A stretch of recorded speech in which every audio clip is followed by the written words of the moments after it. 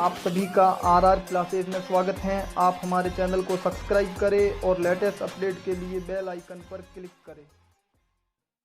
आपको सभी के सभी आप प्रश्न देखें, लगभग उस टाइप के प्रश्न आ सकते हैं या आ जाएंगे। उस टाइप के जितने प्रश्नों के सूत्र है मैं वो सभी प्रश्न कराऊंगा आपको। जहां तक मेरा निजी अनुभव है उस आधार पर मैं प्रश्न कराऊंगा। अच्छा बच्चा अगर उन्हीं प्रश्नों को ढंग से पढ़ के उस टाइप के प्रश्न कर लेगा, बहुत अच्छा मार्किंग कर सकता है। और लगभग 19 के 19 प्रश्नों में कराऊंगा आपको। किसी भी बच्चे को बेफिक्र सोच होकर ये मत सोचे मैं सभी के सभी प्रश्नों में कराऊंगा। पहले मैं वही प्रश्न लूंगा जो आपके लिए अच्छे अंक आ सके, अच्छे अंक आए, इसीलिए मैं कोशिश करूंगा पहले मैं उन प्रश्नों लूं जो आपको जल्दी समझ में आए और बहुत ही कम टाइम में समझ में आए और बढ़िया मार्किंग हो। आज इससे पहले मैंने प्रश्नावली ली निर्देशांक ज्यामिति, उससे पहले मैंने ली आपने एक प्रश्नावली 6 त्रिकोणमिति अनुपात, फिर मैंने ली त्रिकोणमिति सर्वसमीकरण और फिर मैंने ली आपके प्रायिकता। ये प्रश्नावली मैंने ली है 4। अब मैं प्रश्नावली ले रहा हूं 5 और प्रश्नावली नंबर है 2। वास्तविक संख्या रियल नंबर बोर्ड के वही सवाल कराऊंगा जो आने लायक है। परिमेय संख्या 17/8 का बिना विभाजन प्रक्रिया के दशमलव प्रसार लिखिए। तो आप देखो इसका हल करते हैं अपन। बिना लंबी विभाजन प्रक्रिया, लंबी विभाजन प्रक्रिया नहीं करनी है आपको, इसका नियम प्रबंध करना है। हल देखो आप, ये 17/8 इसको मैं लिख रहा हूं 17/8 को मैं लिख रहा हूं 2 × ठीक। तो ये हो गया 17/2 की घात 3, 2 की घात 3। P/Q रूप है Q के अभाज्य गुणनखंड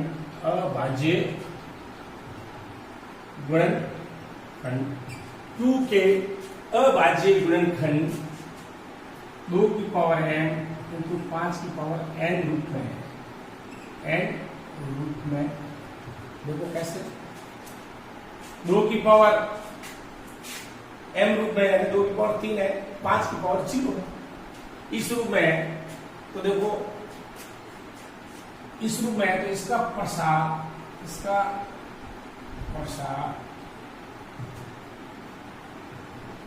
शांत कैसा होगा इसका प्रसार, क्योंकि P/Q में Q के अभाज्य गुणनखंड 2 की पावर m इंटू 5 की पावर n रूप में है, इसका प्रसार शांत होगा। और कैसे शांत होगा अभी अपन इसको सॉल्व करते हैं। 17/2 की पावर 3, 17/2 की पावर 3 अगर मैं 5 की पावर 3 को अंश और हर से गुणा कर दूं तो फर्क नहीं पड़ेगा।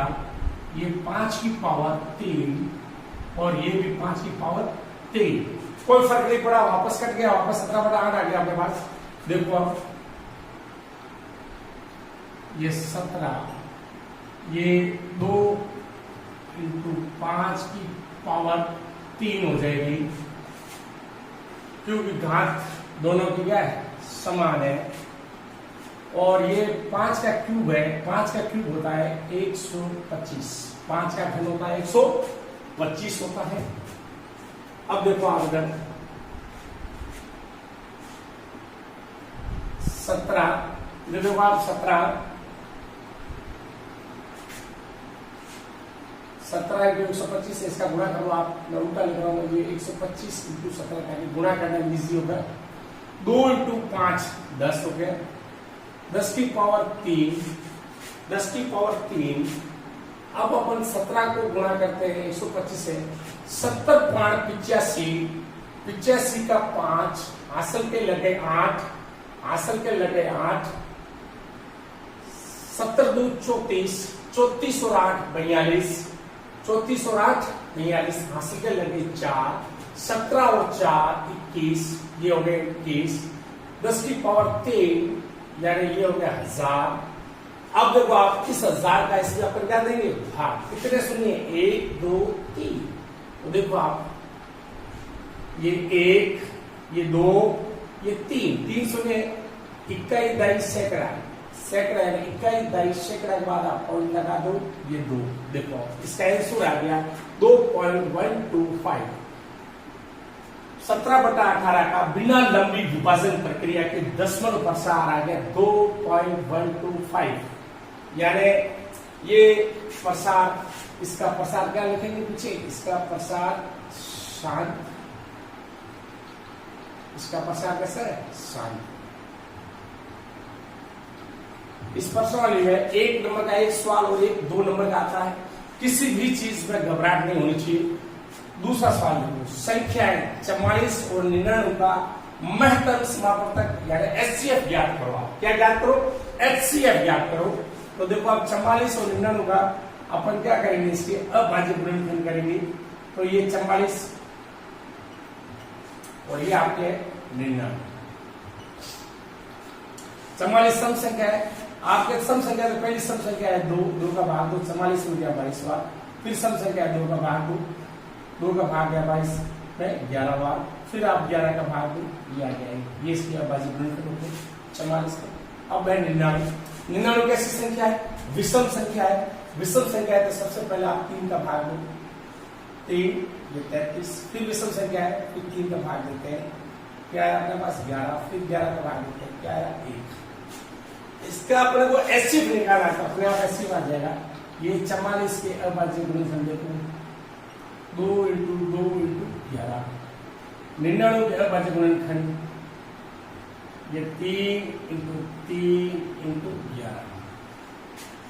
संख्या 44 और 99 का महत्व, ऐसी वो संख्या होती है, ऐसी वो संख्या होती है जो दोनों में विनिष्ठ हो, दोनों में कॉमन हो। देखो 3 इसमें है, इसमें नहीं है, 2 इसमें है, इसमें नहीं। इसमें 3 और 2 तो ही नहीं, क्या कॉमन है अपने पास 11।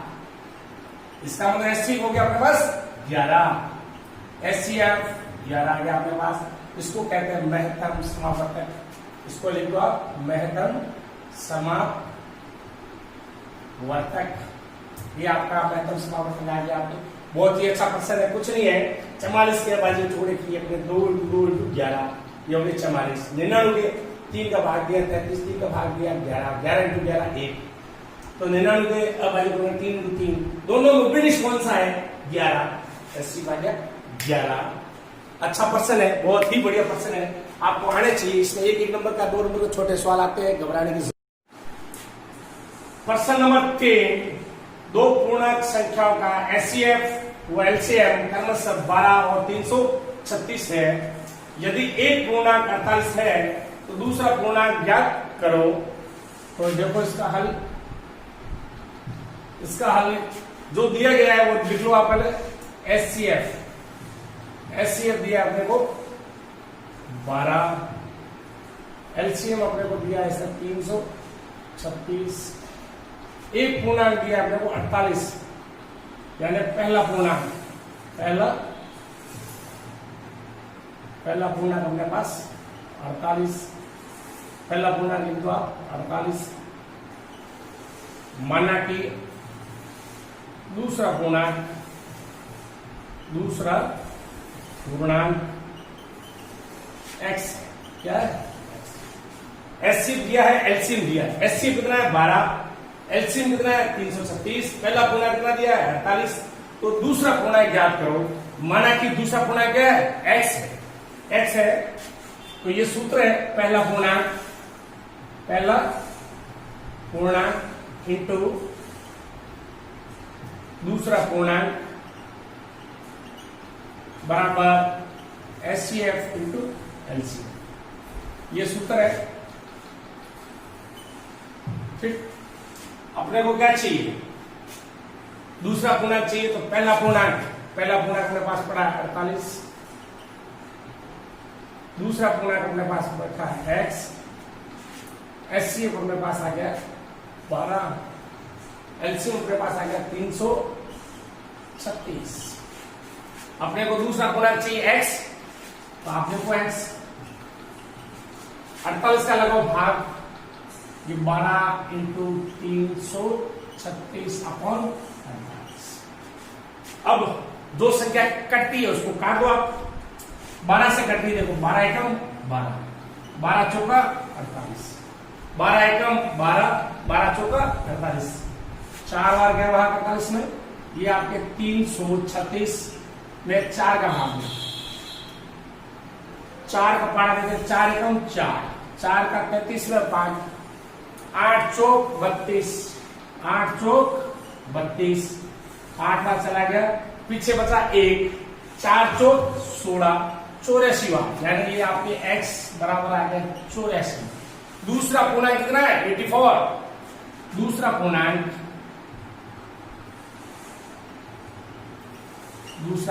है 84 है, 84 है। ठीक हो गया, ये पर्सन पूरा कंप्लीट, बहुत ही अच्छा पर्सन है, आ चुका है बोर्ड में कई बार। अभाज्य गुणनखंड विधि द्वारा, अभाज्य गुणनखंड विधि द्वारा पूर्णांक, चिन्ह और 360 का एलसीएम ज्ञात करो। क्या ज्ञात करो? एलसीएम यानी लसक। तो आपके देखो, आप ये इसका हल लिखा था अपन, ये चिन्ह, तो पहली संख्या चिन्ह ये 96, दूसरी संख्या अपने पास है 360, ये 360।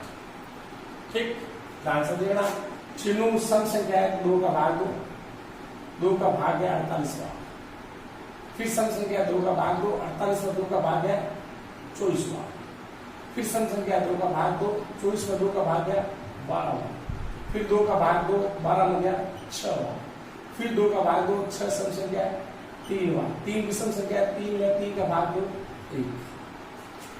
ये आ गया अपने पास। अब ये आपके पास चिन्ह है, चिन्ह के अभाज्य गुणनखंड, तो ये देखो आप, ये चिन्ह को 2 इंटू 2 इंटू 2 इंटू 2 इंटू 2 की घात है, ये 5 है, 1 2 3 4 और 5, ये 2 5 बार है, ये 3। ठीक, अब आप देखो, इसको आप ऐसे भी लिख सकते हो,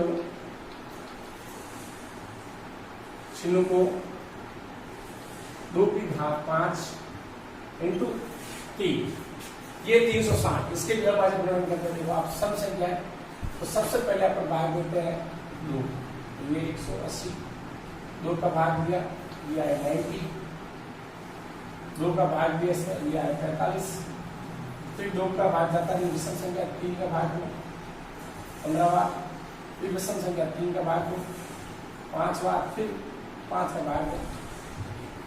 इसमें आपके ये जो है 360, ये आपके आ जाएगा 360, 2 की घात 3, 2 की घात 3 और 3 की घात कितनी है 2, 3 की घात 2, 5 की घात 1, 5 की घात 1 मेरे पास। अब देखो ये 360 का अभाज्य गुणनखंड, तो इसमें आपको लसक लेनी है, तो ये आपके चिन्ह और ये आपके 360, ये 360 में 2 की घात आ गई अपने पास 3, 3 की घात आ गई अपने पास इधर 360 में 2 और 5। ठीक, ये है अपने पास। बहुत ही अच्छा प्रश्न है, आ चुका है बोर्ड में, किसी भी चीज को हेडेक लेने की जरूरत नहीं है। देखो अब इधर लसक लेनी है, जितने गुणनखंड दिए गए हैं सब के सब लो, 2 है 3 है और 5 है, ये 2 ये 3 और ये 5, जितने गुणनखंड दिए गए सब ले लो आप, 2 3 और 5, इसमें 2 और 3 है, इसमें 2 और 3 है, 2 और 3 ले लिया, इसमें 5, जितने गुणनखंड दिए गए हैं उनकी सबसे अधिकतम घात ले लो आप, 2 की अधिकतम घात, इसमें 5 है और इसमें 3 है, 2 की घात लेंगे अधिकतम 5, लसक में सबसे अधिकतम घात नहीं है, 3 की अधिकतम घात 2 है, ये 3 की अधिकतम घात 2 आ गई अपने पास। अब देखो आप, अब इसका अपन करते हैं गुणा, तो ये एलसीएम 2 की पावर 5, ये हो गया 32, 3 का स्क्वायर ये हो गया 9 इंटू ये 5, इससे अपन गुणा कर देते हैं, 5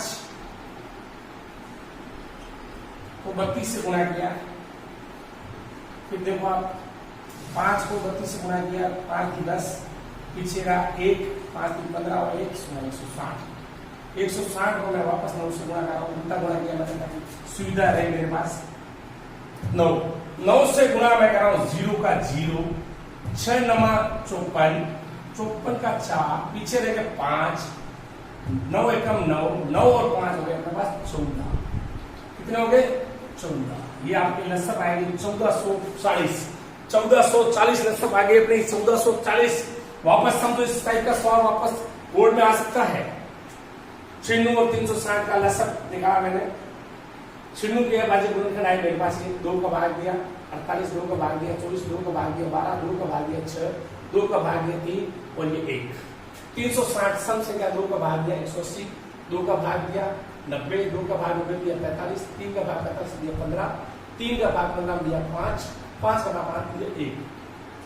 तो 96 के अभाज्य गुणनखंड 2 की पावर 5 और 3 आ गए। 360 के अभाज्य गुणनखंड आ गए 2 की पावर 3 और 3 का स्क्वायर और 5 ये आ गए। लसब चाहिए। लसब के अंदर जितने गुणनखंड हैं सभी के सभी आप ले लो। 2 की पावर 5 ले लिया, 2 ले लिया, 3 ले लिया, 5। 2 की लसब में अधिकतम घात लेनी है गुणनखंड की। 2 की पावर 5, 3 का ये अधिकतम घात 2 है और ये 5। 2 की घात 5 32, 3 का स्क्वायर 9 और 5 32 9 160, 160 को 9 से गुणा किया 1440। ये आपका आंसर आ गया है। समझा दिए, रिपीट करा दिए 3-4 में से, और एक सवाल √2 या √3 या √5 में से आएगा, वो भी कराता हूं मैं आपको बहुत ही अच्छे तरीके से। आपको आने चाहिए, किसी भी चीज की हेडेक होनी नहीं चाहिए, किसी भी चीज की हेडेक। सिद्ध कीजिए कि 5 - √3 एक अपरिमेय संख्या। ये सिद्ध करना। देखो आप कौन सिद्ध करते हैं इसका। तो ये एक अपरिमेय संख्या सिद्ध करने से पहले अपन मानेंगे ये एक परिमेय संख्या है। अपरिमेय तो बाद की बात है। माना कि 5 - √3 एक परिमेय संख्या, एक परिमेय। माना कि 5 - √3 एक परिमेय संख्या है, तो परिमेय संख्या को अपन P/Q रूप में लिखते हैं। 5 - √3 बराबर P/Q।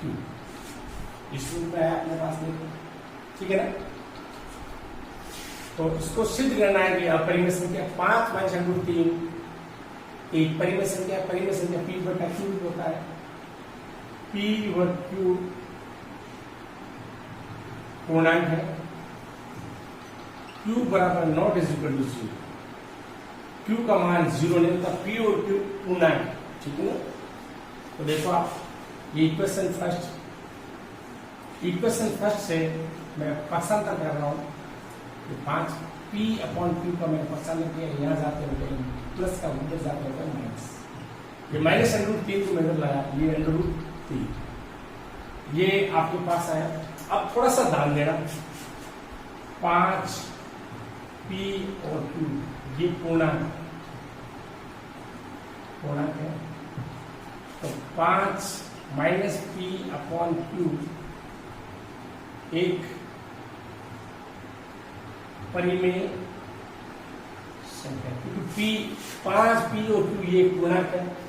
5 - P/Q पूर्णांक में से कोई पूर्णांक संख्या जाएगी तो हमेशा पूर्णांक आएगी, और पूर्णांक संख्या हमेशा एक परिमेय संख्या होती है। तो ये एक परिमेय संख्या है। तो अपने हिसाब से √3 बराबर होगा परिमेय संख्या। √3 भी परिमेय संख्या के बराबर होगा। ये तथ्य गलत और विरोधाभास है। ये तथ्य गलत और विरोधाभास है, जो हमारी कल्पना के विरुद्ध है। हमारी कल्पना का विरोध करता है, क्योंकि √3 एक अपरिमेय संख्या, √3 एक अपरिमेय संख्या है। इसलिए 5 माइनस √3 एक अपरिमेय संख्या, क्या है? एक अपरिमेय संख्या। सिद्ध कीजिए कि 5 माइनस √3 एक अपरिमेय संख्या है। माना कि 5 माइनस √3 एक परिमेय संख्या, 5 माइनस √3 बराबर P/Q। P और Q पूर्णांक है, Q बराबर नॉट इक्वल टू 0, 5 में PQ का फंक्शन किया माइनस PQ बराबर 3, 5P और Q ये पूर्णांक है, तो 5 माइनस P/Q भी एक क्या परिमेय संख्या, पूर्णांक में से पूर्णांक संख्या जाएगी, पूर्णांक संख्या आपकी, और √3 एक परिमेय संख्या है। ये तथ्य गलत है और विरोधाभास है, जो हमारी कल्पना का क्या करता है? विरोध करता है, क्योंकि √3 एक अपरिमेय संख्या है, इसलिए 5 माइनस √3 एक अपरिमेय संख्या है। अब लेते हैं प्रश्न नंबर 6। बहुत ही बढ़िया प्रश्न है। उस बड़े से बड़े धनात्मक पूर्णांक ज्ञात करो जो 396, 436, 542 को विभाजित करने के पश्चात शेष पर 5, 11 और 15 रहता है। बहुत ही अच्छा प्रश्न, वेरी मोस्ट प्रश्न। देखो, उस बड़े से बड़े धनात्मक पूर्णांक ज्ञात करो जो 396, 436 और 542 को विभाजित करने के पश्चात शेष पर क्या बचता है? 5, 11 और 15, ये शेष पर बचता है। तो देखो, उस बड़े से बड़े धनात्मक पूर्णांक ज्ञात करना, इसका मतलब आपको एचसीएफ ज्ञात करना है। फिर भी अपन सवाल को सॉल्व करते हैं। प्रश्न अनुसार 336 में उस संख्या का भाग देते हैं तो शेष में कितना बचता है? 5। तो अपन 396 उस संख्या का भाग दें तो 5 पहले से कम कर दो आप। 396 में से 5 गए तो अपने पास संख्या रहेगी 391। ये पहली संख्या है अपने पास। 436, ये 436 माइनस कितनी संख्या से भाग देने पर, यानी विभाजित करने पर, यानी भाग देने पर कितना शेष रहता है? 11। तो अपन 11 कम कर दो उसमें से, 436 में से 11 कम हो गए। देखो आप, ये 6 में से 5 एक गया 5, 3 में से 1 गया 2, करेगा 2, और ये रह गया अपने पास 4। ठीक, फिर अपने पास तीसरी संख्या है अपने पास 542। 542 में भाग देने पर कितना रहता है? शेष पर 15 रहता है। 15 कम कर दो आप। 542 माइनस 15 तो 12, एक डाल लिया 12, 12 में से 5 गए 7, याद है कि 3, इससे लिया 13, 13 में से 3 बचे, 3 में से 1 गया, ये रह गया 2, 527।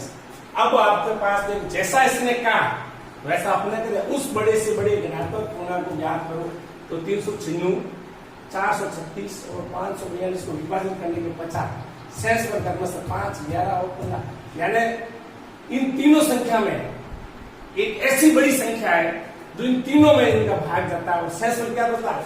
इसमें भाग जाने के बाद बचता है 5, इसमें भाग जाने के बाद बचता है 11 और इसमें भाग जाने के बाद बचता है 15। इसका मतलब तीनों में उपनिष्ठ है वो संख्या है, तीनों में बराबर भाग करता है और शेष को ले लेता है। इसका मतलब एचसीएफ पूछ रहा है आपको, क्या पूछ रहा है? एचसीएफ पूछ रहा है। तो देखो आप इसका 391 के अभाज्य गुणनखंड करेंगे। देखो आप, ये आप भाग दे दो आप 17 का भाग है 70 दूर 34, पीछे रह गए 5 रह गए तो 17 कौन 51, तो 3 वाला भाग है, ये आ गया 23, तो 23 आ गया अपने पास, 23 का भाग है 1, ये आ गया कंप्लीट अपने पास। इधर देखो ये कितना है 425 में मैं पहले 5 का भाग देता हूँ 8 का, 8 बटा 40 पीछे 2 25 85 है। फिर मैं 5 का भाग दूँ इसमें, सभी में भाग 5 का, यह 17 का 17 भाग है। अब मैं ले रहा हूँ आपके पास ये संख्या 527 संख्या ले रहा हूं मैं। कितनी? 527 संख्या ले रहा हूं। बहुत ही टेक्निकल से टेक्निकल ले रहा हूं मैं। आप इसमें भाग दो।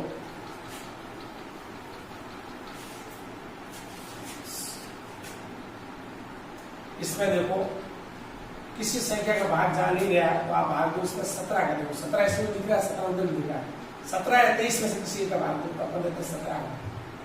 17 तिया 51। पीछे कितना बचा? 1। कितना बचा? 1। 17 का 17। अब 31 बचा। 31 में 31 का भाग कितनी बार गया? 1 बार।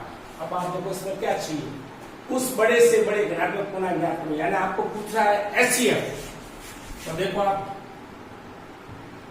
बड़े से बड़ा धनात्मक गुणा, यानी आपको पूछ रहा है एचसीएफ। तीनों संख्या अभाज्य गुणनखंड। इसमें 17 और 23, 5 × 5 × 17, 17 × 30, तीनों अभाज्य गुणनखंड है। तीनों में उभयनिष्ठ एचसीएफ। सबसे बड़ी से बड़ी संख्या क्या कॉमन आ रही है? देखो ये 391, ये 17 × 23, ये अपने पास 425, इसमें आ रहा 5 × 5 × 17, फिर अपने पास है 527, 17 × 21। एचसीएफ का मतलब तीनों संख्या के अभाज्य गुणनखंड में उभयनिष्ठ, बड़े से बड़ा उभयनिष्ठ गुणनखंड। देखो 17 इसमें है, तीनों में है। 23 इसमें है नहीं, इसमें है नहीं। 30 इसमें है, इसमें नहीं। इसमें तीनों में कौन सा उभयनिष्ठ है? 17। तो एचसीएफ आ गया आपका 17। कितना आ गया? 17 आपका एचसीएफ आ गया। ये पर्सन है, बहुत ही बढ़िया पर्सन है, आने लायक है, अच्छा पर्सन है और आप कर सकते हो इसको। अच्छा पर्सन है और कराते अभी आपको। सिद्ध कीजिए कि √3 अपरिमेय संख्या है। ये पर्सन बोर्ड में हर साल एक साल छोड़ के एक साल आता है। या लसम असम आता है या √3 आता है। √3 आता है, लसम असम आता है। इस टाइम का सवाल √2, √3, √5, √7, √17, √11 अभाज्य संख्या का अपरिमेय संख्या, यानी अभाज्य संख्या जो पूर्ण वर्ग नहीं है और वो उसका पूर्ण वर्ग हमेशा अपरिमेय होता है। तो हमेशा एक सवाल आता है, सिद्ध कीजिए कि √3 एक अपरिमेय संख्या है। मैं आपको √3 का सवाल कराऊंगा। √2, √5 सेम विधि से कर लेना, सिर्फ संख्या चेंज होगी। √3 की जगह 2 आ जाएगा, 5 आ जाएगा, वो आ जाएगा, और विधि सेम टू सेम। देखो आप हल अपरिमेय संख्या दिया है। माना कि √3 एक परिमेय संख्या है। माना कि √3 एक परिमेय संख्या है, तो ये √3 बराबर आ गया P/Q। √3 बराबर आ गया P/Q। P व Q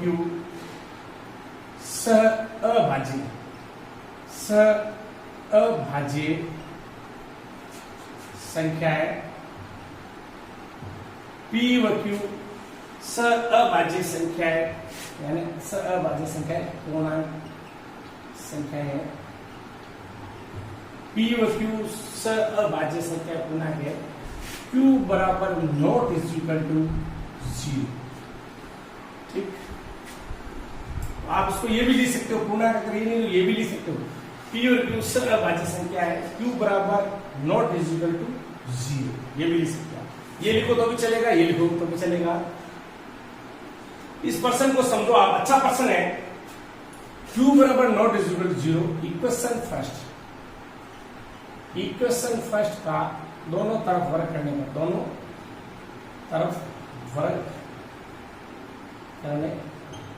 करेंगे रट जाएगा P² और ये आ जाएगा P²। इसको मैं ऐसे लिख रहा हूं, देखो P² और P²/3। अब देखो इधर ध्यान से, P² में 3 का भाग जा रहा है, क्योंकि 3 जो पी स्क्वायर से, या आप ये कह दो पी स्क्वायर जो 3 से विभाजित है, तो चूंकि P भी 3 से विभाजित होगा, ये P स्क्वायर 3 से विभाजित है तो P भी 3 से विभाजित होगा, तो P बराबर मानता हूं 3C। P 3 से विभाजित है तो P 3 का एक गुणनखंड के रूप में लिख सकते हैं 3 इंटू सी। ये P का मान मैं इक्वेशन 2 में रख रहा हूं, इक्वेशन 2 में ये आपके क्यू स्क्वायर बराबर 3C का होल स्क्वायर 3 किया गया 3 इंटू 3C स्क्वायर 3 से 3 कट हो गया। ये अब देखो क्यू स्क्वायर में ये 3 का मैं भाग लगा रहा हूं वापस बराबर C स्क्वायर, चूंकि क्यू स्क्वायर भी 3 से विभाजित है, ये क्यू स्क्वायर भी 3 से विभाजित है, इसलिए क्यू भी 3 से विभाजित होगा, Q भी 3 से विभाजित होगा, तो Q भी 3 से विभाजित होगा। ये P व Q सअभाज्य संख्या है, सअभाज्य संख्या है, लेकिन यहां पर 3 गुणनखंड दोनों में 3 गुणनखंड दोनों में उभयनिष्ठ है, जो हमारी कल्पना के विरोधाभास है, और ये तथ्य गलत है, या कह दो ये मान हमारी कल्पना के विरोधाभास है, इसलिए √3 एक अपरिमेय संख्या है। बहुत ही बढ़िया प्रश्न है, कुछ नहीं करना, वापस समझा रहा हूं मैं, अच्छी तरह से समझ लेना, एक बार समझ लेना, समझ आ जाएगा। √3 को P बटा Q रूप में लिखो, मानना कि √3 एक परिमेय संख्या, सबसे पहला पॉइंट एक परिमेय संख्या P और Q सअभाज्य संख्या, यानी कोई सअभाज्य मतलब कोई उभयनिष्ठ नहीं है। Q का मान नॉट इक्वल टू 0। इक्वेशन 1 का दोनों तरफ वर्ग कर दो, वर्ग किया √ हट गया P स्क्वायर। अब Q स्क्वायर को मैं यहाँ लाया 3 का भाग। अब देखो very most important, P square किससे विभाजित है? 3 से। तो P स्क्वायर 3 से विभाजित तभी होगा जब P 3 से विभाजित होगा, तो P 3 से विभाजित होगा, P का मान लगेगा 3 के गुणनखंड के रूप में 3 इंटू C Q स्क्वायर, और P की जगह लिख दिया मैंने 3C, इसका वर्ग कर दिया 3 इंटू 3 से 3 कर दिया 3C स्क्वायर, तो अब 3 का मैंने वापस भाग लगा दिया। Q स्क्वायर भी किससे विभाजित होता है? 3 से, तो Q स्क्वायर भी 3 से विभाजित है, इसलिए Q भी 3 से विभाजित होगा। ये P और Q सअभाज्य संख्या है, लेकिन यहाँ पर 3 गुणनखंड दोनों में उभयनिष्ठ है, जो हमारी कल्पना के विरोधाभास है, ये तथ्य गलत है, ये मान हमारी कल्पना के विरोधाभास है, इसलिए √3 एक अपरिमेय संख्या है। बहुत ही बढ़िया प्रश्न है।